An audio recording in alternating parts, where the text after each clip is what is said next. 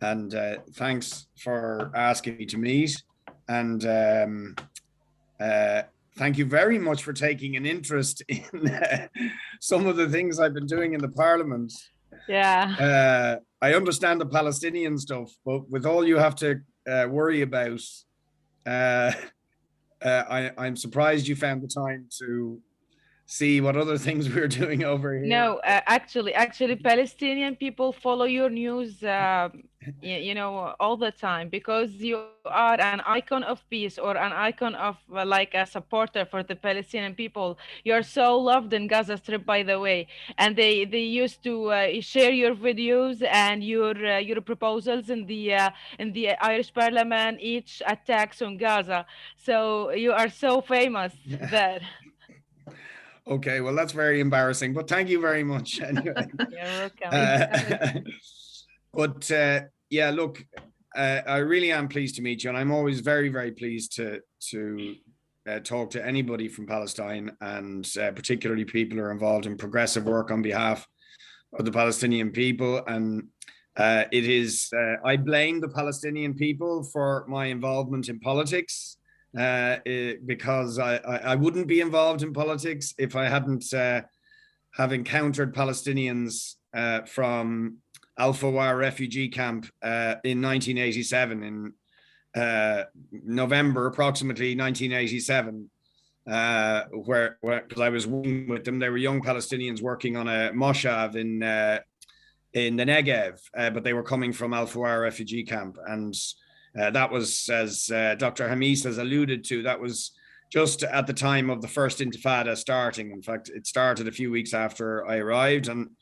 they explained to me and then later showed me what was happening. And they were obviously refugees expelled in 1948 from their towns and villages, and had been living in refugee camps in Al Fawar ever since. And they were just young people who wanted a future. And I was very struck by what Dr. Hamis said there about 250,000 young Gazans looking to find work in Israel, because they were the people that I met. They were young Palestinians who were doing that. They were traveling for several hours from Al Fawar refugee camp to work, doing backbreaking work on the fields in the Negev.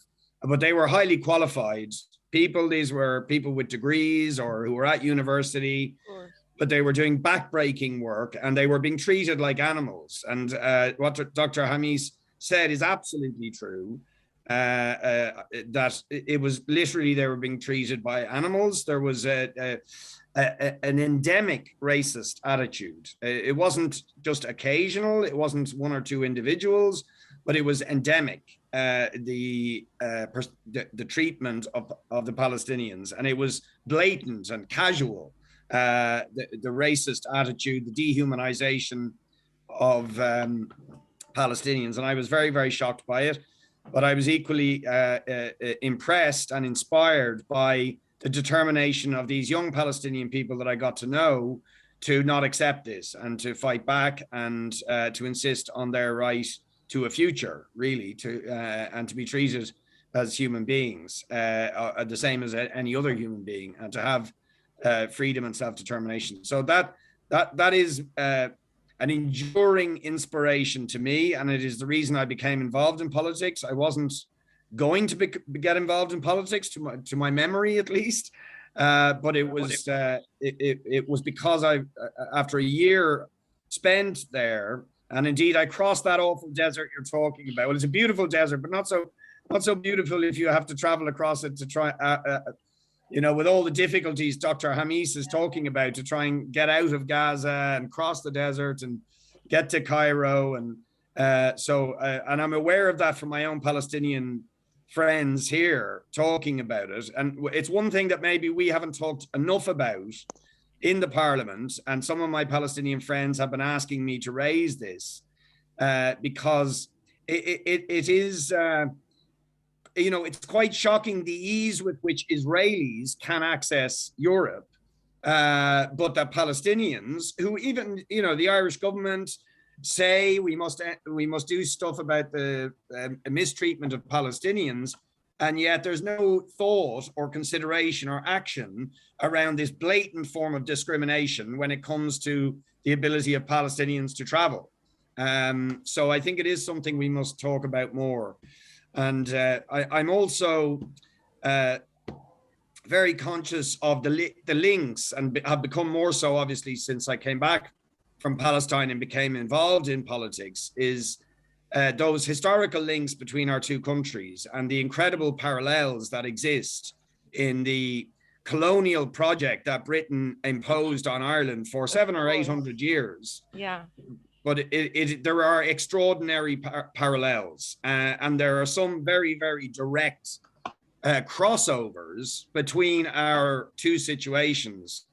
Most importantly, maybe that I think the apartheid system that was imposed on the Palestinians, starting with, the ethnic cleansing of Palestine in 1948, I think was very, very significantly influenced by a set of racist apartheid laws that were imposed in Ireland called the penal laws. Yes. And the penal laws were a very systematic attempt to eradicate any memory or existence of Irish culture, of the pre-colonial Irish culture, and they failed. But it was a very, very sophisticated,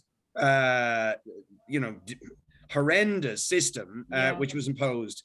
So I think there was a model there, and then of course many of the chief architects of the Zionist project, particularly from the British Empire, some of the key figures were also directly involved in the Irish situation in trying to suppress Irish resistance, and many of the troops that were involved in physically trying to put down the Irish Revolution in the 1920s went from Ireland directly to Palestine to assist with the project, which would later lead to the creation of Israel, the Nakba, and the ethnic cleansing of the Palestinians. So there are incredible crossovers. One figure, it struck me when you were talking about the diaspora and the fantastic creativity of the Palestinian diaspora. And of course, we have a great experience of that as well. There's a huge Irish diaspora. They've been incredibly important influence and remain incredibly important influence and agents for the Irish cause and the Irish people across the world. But one fantastic figure who you're probably familiar with is Edward Said, now passed away. But Edward Said was absolute fantastic inspiration to me. As a student of English literature, I read his book, A World, the Text and the Critic, and Orientalism and Culture and Imperialism, and how he explained the ideological logic of imperialism and Orientalism and racism, and how it was sort of built into the structures of, Western cultural thinking. He remains a tremendous influence, but he was also very interested in the Irish situation and in the parallels between the process of decolonization in Ireland and the project of decolonization and resistance in Palestine. So there's a lot of overlaps, and I'm very keen to work with anybody and stay in contact with anybody, groups like yourselves, to try and further the cause of the Palestinians. And so, if there's things you think that I can do to assist, one other thing I would just say, I do have a very particular view of the entire situation in the region. But I talk to everybody regardless of what their views are, and I'm aware that views are diverse within the Palestinian community, just as they are in Ireland, about our relationship to empire and